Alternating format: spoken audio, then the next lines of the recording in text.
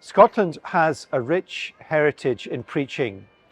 Behind me stands St Giles Cathedral, whose walls reverberated to the passionate preaching of John Knox, leader of the Scottish Reformation. Paul, writing to Timothy, his son in the faith, exhorted him above all else to preach the word. I charge you in the presence of God and of Christ Jesus, who will judge the living and the dead, and by his appearance and his kingdom, preach the word. The ability to preach and teach is a gift, but one that needs nurtured through experience, input from others, and feedback.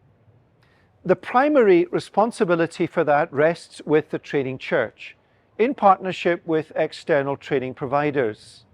The main focus of the Bonar Trust is not to train, but to facilitate training. That said, there are some areas where the Trust has a direct involvement in training, 3 in particular: running preaching conferences, training the trainers, and providing training resources for churches. Let me say a little bit about each in turn. First, preaching conferences. The Trust runs small residential preaching conferences for its leaders in training. Around 12 participants gather, all at the same stage of their training. They come from different constituencies, different training churches, and they are studying with different training providers. The format of these conferences is to focus on one Bible book, to learn how to preach it and teach it. Prior to the conference, participants record a sermon from a passage in that Bible book, and then they receive feedback and give feedback. So as well as developing their own preaching, they learn how to train others to preach and teach the Bible. Typically, the Bonar Trust funds leaders in training for 3 or 4 years. And so when the same group of people come together for an annual preaching conference over that 3 or 4 year period, they build strong trust and gospel partnership with one another. And we see numerous spin-offs that go beyond the annual conference.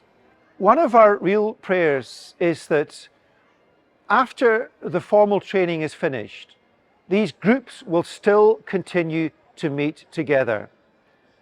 And wonderfully, that is exactly what is happening.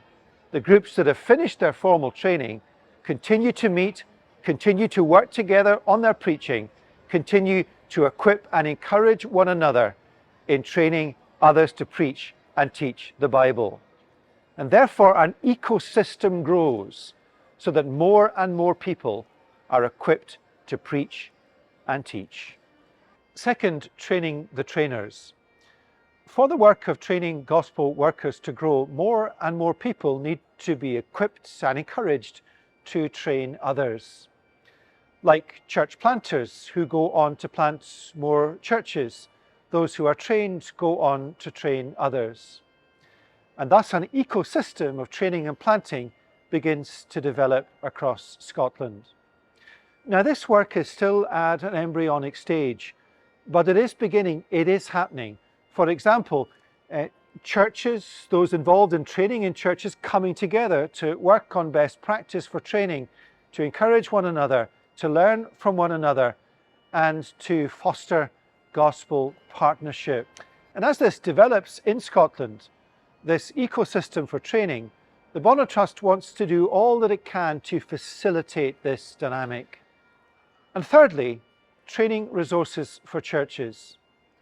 The Trust has put together a range of training resources and materials that churches can make use of. And that is available on the training section of the Trust's website.